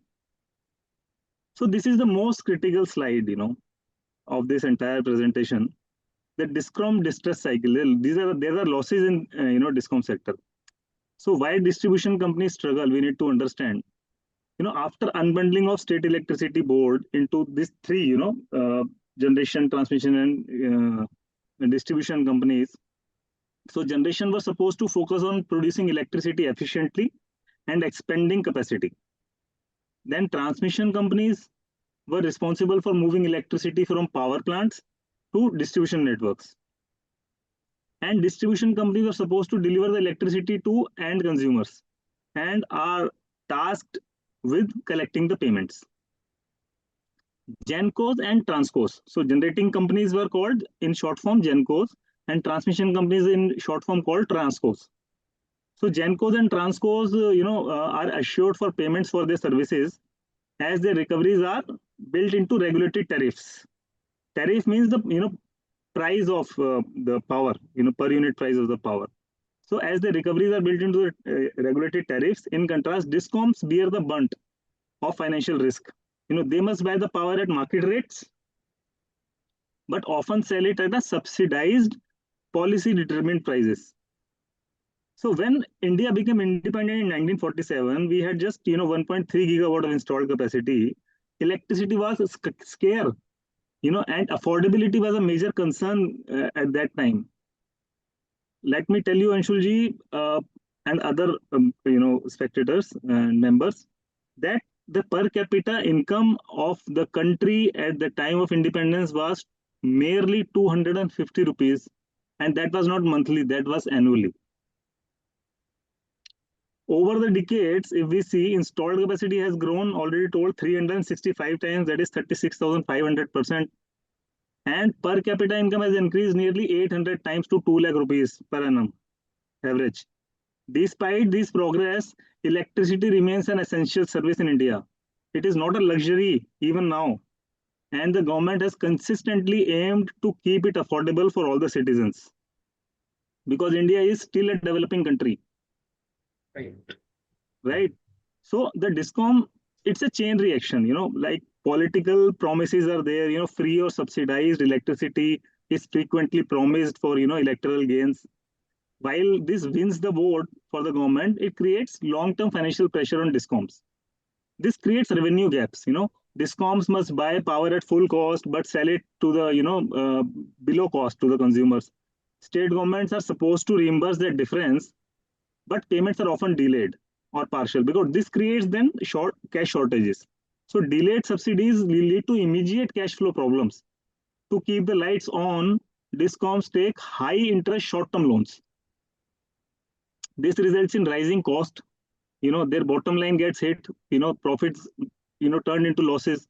So finance costs, is quite higher. Quite higher. So ultimately, this results in maintenance issues. Maintenances are deferred because there is no cash. So limited funds are there with the discount. So they postpone network upgrades and repairs. Infrastructure ages, technical losses rise, and service quality also declines. And what this results into? The customer dissatisfaction. So the customers are dissatisfied, because of few frequent outages, poor service. That erodes, consumer trust. So that slows down the bill payment. It further reduces the revenue of the discoms. So this is a vicious cycle. Lower revenue leads to more debt. Then less investment, then worsening the service risk, then leaking. It's a leaking bucket scenario. So how to break this cycle? So Planning Commission also and Ministry of Power has understood this problem, and they suggested Planning Commission has suggested solution called direct benefit transfer to the consumer. So subsidies become direct, visible, and accountable. So this discourages unsustainable political promises. So what would it be resulting into? The improved cash flow for the discoms. Discoms will be receiving the full payment for electricity supplied, then eliminating the delays in subsidy reimbursement. So this will ultimately result into lower borrowing cost. The financials will improve, financial health will improve, the infrastructure will improve, so customer satisfaction will improve. So this is the whole cycle, right? In summary, the root of DISCOM lies in the mismatch between political commitments and financial realities. So direct benefit transfer can realign these incentives, improve transparency, and put India's power distribution sector on a path to long-term sustainability and growth. So on a lighter side, DISCOM's financial health is like trying to fill a bathtub while the drain is open. No matter how much water or money you pour in, it keeps on going down in the strain. That is losses. So direct benefit transfer is like finally putting in a plug. So now moving on to the next slide. So the following table summarizes the journey of power sector, highlighting key challenges, the solutions implemented by the government of India and their outcomes. So as discussed in the previous slide, the government of India has launched a number of schemes, transformative schemes, to drive the growth and efficiency of the power sector. So achieving this 36,500% growth in installed capacity since independence has required both innovative solutions and persistent efforts to overcome significant challenges. Some short-term, impact programs such as Saubhagya, 2.86 crore households were electrified in that, and Deen Dayal Upadhyay Gramin Jyoti Yojana, 18,500 villages were electrified. So that had delivered the rapid results in mere 4 years of their launch, achieving near universal electrification within just 4 years. And then some long-term and ongoing initiatives like accelerated payment distribution scheme, this APDRP, Uday, RDSS, to improve the discoms, which we have already discussed. Then various infrastructure modernization schemes government of India has launched, R&M, renovation and modernization schemes, because the plants gets old, then they need maintenance for renovation, and then modernization also, for improving the efficiency. Then some schemes by the government was, smart metering, some environmental initiatives like fuel gas desulfurization. So these helps to reduce the emission of the thermal power plants, which use the coal as their fuel. And some transmission expansion programs are there, One Sun, One World, One Grid schemes. So renewable energy support schemes are in place to help India meet its ambitious clean energy targets. So let me tell you a success story. The International Energy Agency, it has recognized India's rural electrification as one of the greatest success stories in the recent years. We went from wondering if villages would get electricity or not to debating when they will get the smart meters. So this is the proud, moment for us. So the government is doing like anything, and such a gigantic sector, which we have already discussed. So various schemes are there. Some are short-term success, some are ongoing. In summary, these are the year-wise schemes which I have discussed. So let's move on to the next slide now.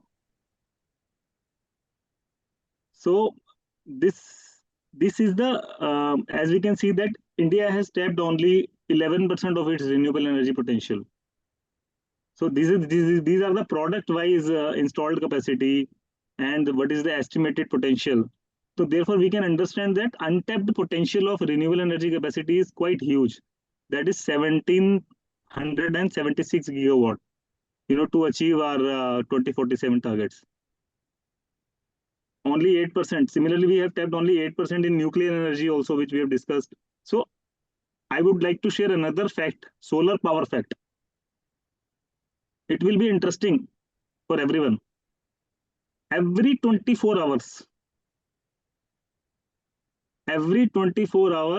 enough sunlight touches Earth to provide energy for the entire planet for how many time?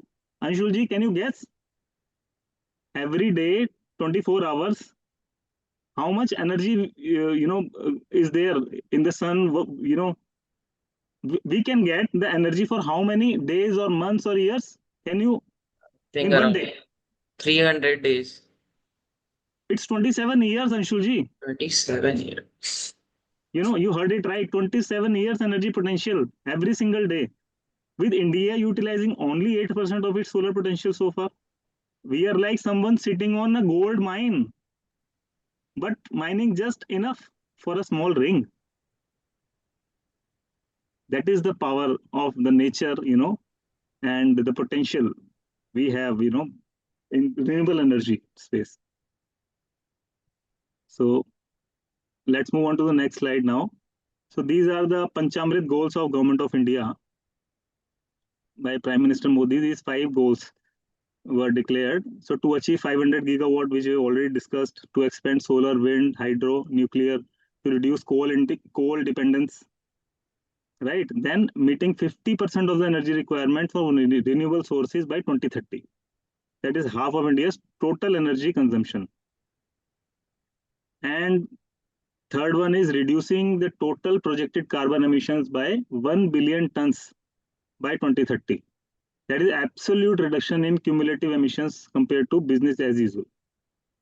Fourth one is lowering the carbon intensity of GDP by 45% by 2030. Then finally achieving the net zero emissions by 2070.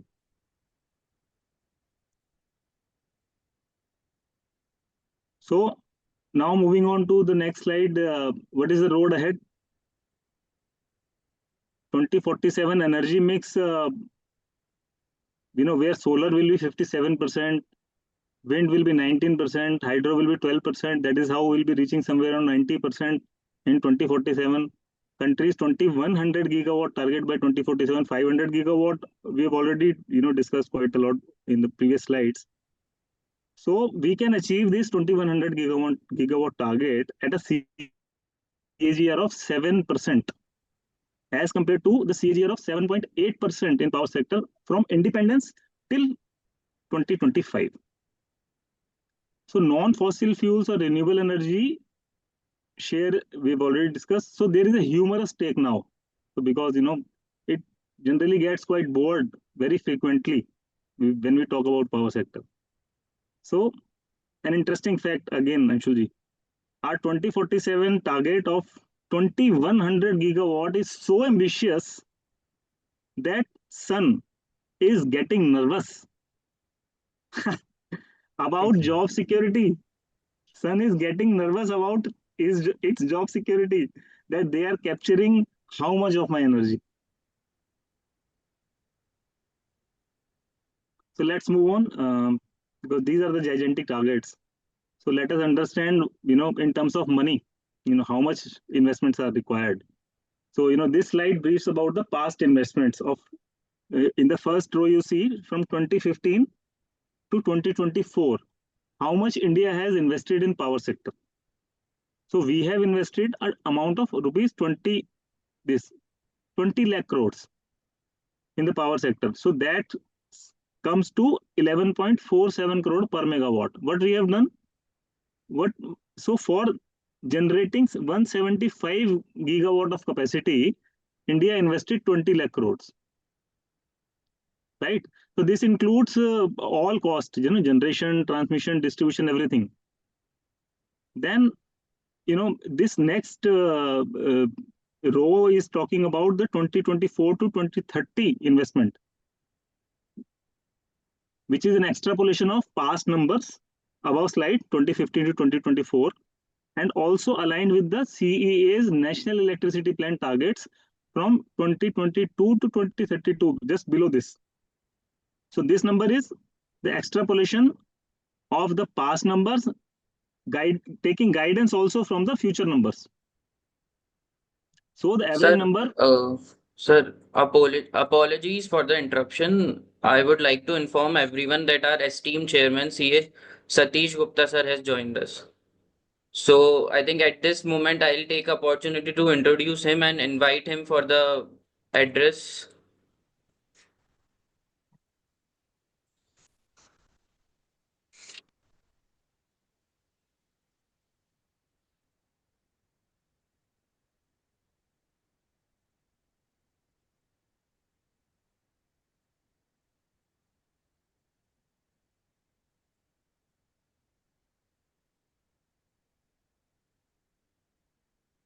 Uh, you can continue with his introduction, sir, and sir will be joining soon. Okay. So I'll introduce him.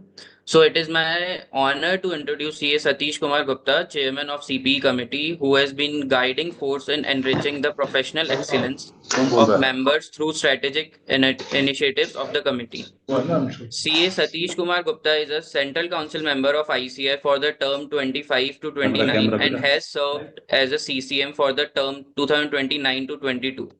He currently serves as the chairman of the CP committee and has been chairman of SMP committee and CSR committee in the past. He has received several honorary awards such as Excellent Branch Award and Special Silver Shield Award during chairmanship of Jaipur branch, Best Member of the Year 2004 award. Vanshuli, one second. May I request Yeah. to stop the screen sharing so that everybody can use it. Yeah. Also, he has written more than 8 papers and has delivered lectures in different seminars, RRC, webinars on topics like GST provisions, income tax assessment, reassessment under Income Tax Act.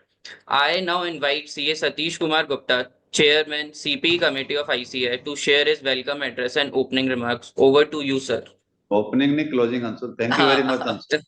Middle And remarks. my brother, learned Udham Singh ji from Egypt, and I have come to know that he belongs to Pali, Rajasthan. So he is from my state, and I also belong to Jaipur. My brother Jitendra Gupta ji, who has very nicely taken up session today on the power sector opportunities for the chartered accountants. Udham Singh ji has taken up the session very nicely, opportunities for chartered accountants in the Egypt. And my brother, younger brother, a very dynamic, who is dealing in the finance and equity market, Ansul from Jaipur. And he has written 2 or 3 books in this very young age on the stock market. And I find that he's very brilliant and will do something great in the times to come. And my dear friends of the country who are attending this webinar in a very large number.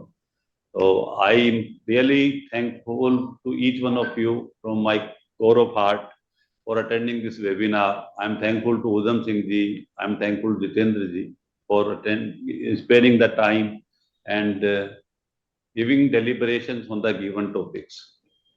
Friends, CP committee, as you are aware, is I always say the growth line of the profession. If we do not attend CP programs, if we do not hold quality CP programs, professional growth stops. So at CP, this year we are trying on 2 factors. One is the quality Another is the availability. As far as quality is concerned, we are working this year to make the programs quality based, and we are also going to bring this year the real time attendance system for getting CP credit.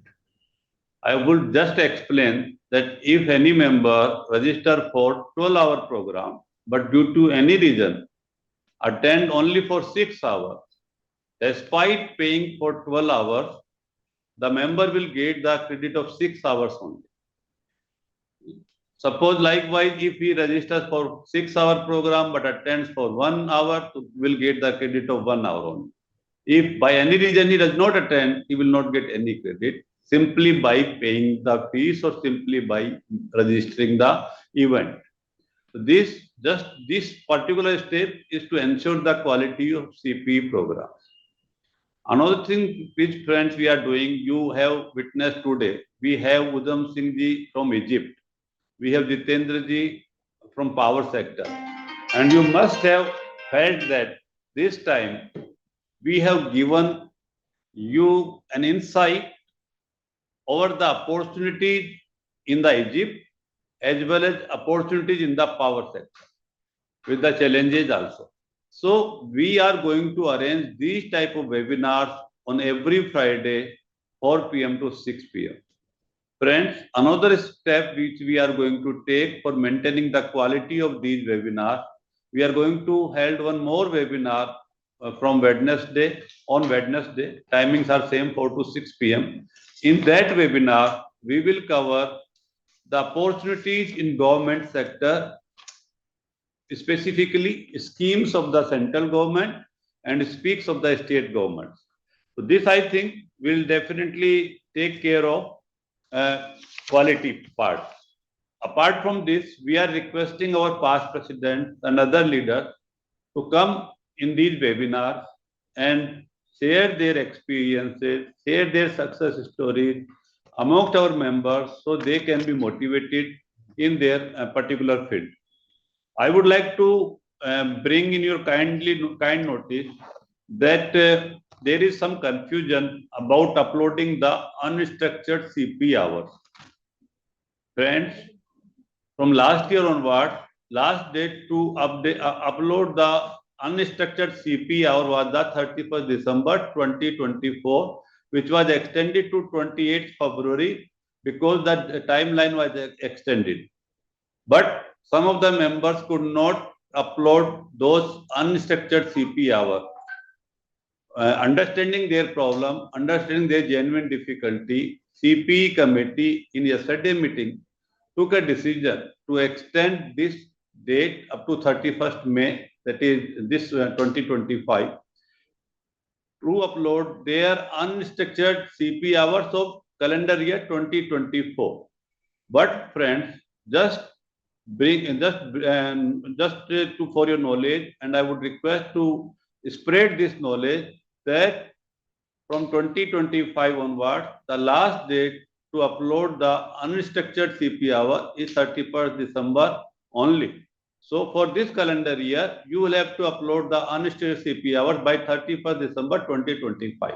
This was just for your information. Now I would come on the availability part of the CP credits. Friends, for making CP credit available to the last chartered accountant of the remotest corner of the country, our committee has planned to open as many as CP chapters, CP groups, and or CP circles as per eligibility on the fulfilling of the eligibility criteria, just to ensure that the CP credit program is available to all.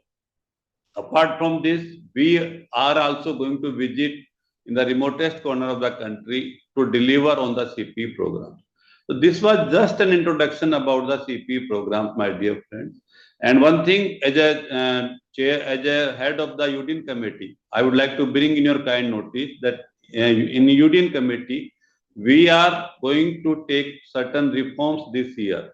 The first and foremost reform which we are going to do, that no member would be in position to sign 61st audit, or no, not only signed, to generate the UDIN on 61st tax audit from this year onward.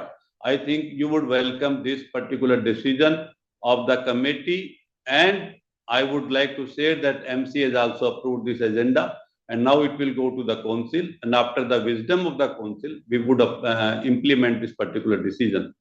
Another thing in UDIN which we are going to bring this year, friends, is also very good, and you would love to that particular decision of the directorate. The decision is this, that sometimes auditee change the auditor, but the preceding auditor is not in position to know the name of the succeeding auditor, and the auditee do not pay the fees to the preceding auditors. What mechanism we are going to bring into UDIN, that after implementation of that particular system, the preceding auditor would be in position to know the name of the succeeding auditor, enabling the preceding auditor to take the action in case of genuine problem he is facing. So with this, friends, I am really thankful that you people are giving very warm and very warm reception to the committee's program. I would request that kindly spread that, reserve your Friday 4 to 6 p.m., reserve your Wednesday 4 to 6 p.m. for our webinars, and motivate your nearby friends to open the CP chapter, CP circle, or CP group as per eligibility criteria. And I would also say that our committee, under the dynamic leadership of Ajit Tiwari ji, who is the secretary of the committee, is working very proactively, and each one of the team member is doing great work. So whatever problem you have, whatever suggestion you have, whatever feedback you have, don't hesitate to bring the same in the knowledge of the committee. We are always here. We all are here for your help, for the betterment of profession and fraternity. So thank you, my dear friend. Thanks a lot. Thank you, Anshul. Thank you, Udamji. Thank you, Jitendra Bhai, for giving your time and for sharing your thoughts. And Anshul, very young dynamic chartered accountant, for coming and moderating the session. Thanks a lot. Thank you very much. All the best. Thank you, sir. Thank you for your kind words, sir. Now we return to our speaker, CA Jitendra Gupta, to continue the session. Over to you, sir.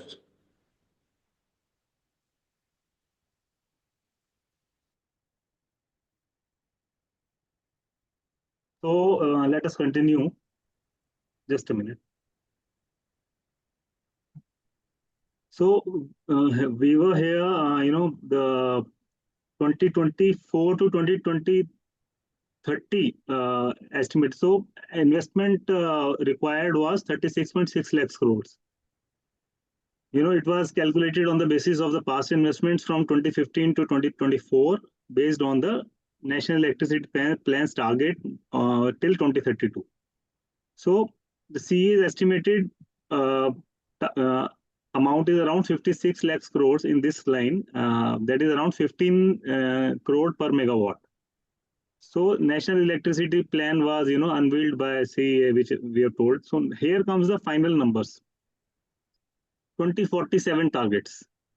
So by 2047, finally, a massive investment of 295 lakh crores needed from 2030 to 2047. So this will be somewhere around an average of 20 crore per megawatt. So these numbers are conservative, let me tell you, because IREDA CMD, renewable energy companies there, another PSU, IREDA CMD in a recently held CEA's brainstorming conclave in late 2024 said that an amount of rupees 285 to 345 lakh crores is needed by 2047. So there should be a perspective shift, in our mindsets, that 295 lakh crore investment is needed by 2047 sounds massive until you realize it's an investment that powers everything else. It's not spending money. It's buying the goose that lays golden eggs in the time to come. So let's move on to the final slide. So next big move for chartered accountants. As I've shared in my initial slides, chartered accountants are everywhere in the power sector value chain. and we are indispensable for this sector. Considering the huge targets of Government of India, increasing private sector participation to achieve such mammoth renewable energy targets, we can become entrepreneurs or guide investors for this mega business opportunity in the next 2 decades, which can make India a developed country and a superpower in the time to come. Sector is in remarkable transition.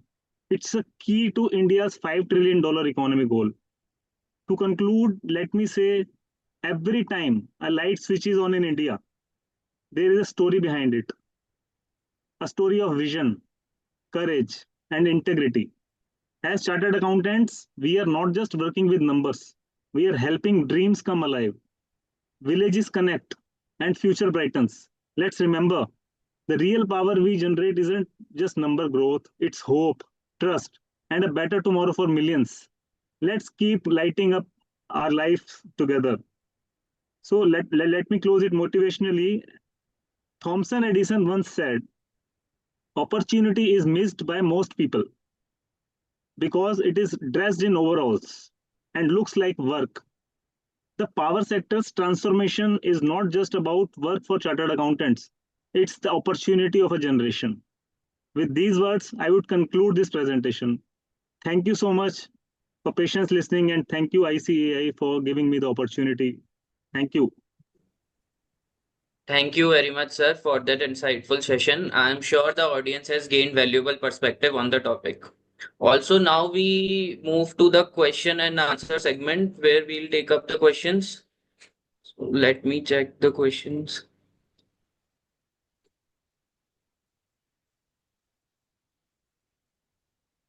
So Saurav is asking, what are the opportunities for power sector professionals in India?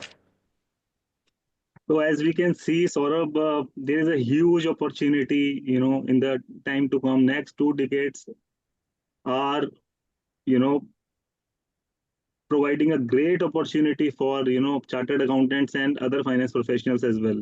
All the engineers also. So being a chartered accountant, let me tell you, so this is a great business story in the time to come. So we should not miss this opportunity. So there is a massive recruitment. I'm telling you, in many, government of India schemes for, many lakhs of employees are needed. So it's a growth story of India. So you should not ask this question after listening to this uh, presentation. Right. So I think Vishal from Bilaspur, Uttar Pradesh is saying great seminar. Thank you, Vishal. Thank you. I think the session was so clear and well covered that there are no more questions from the audience at this point.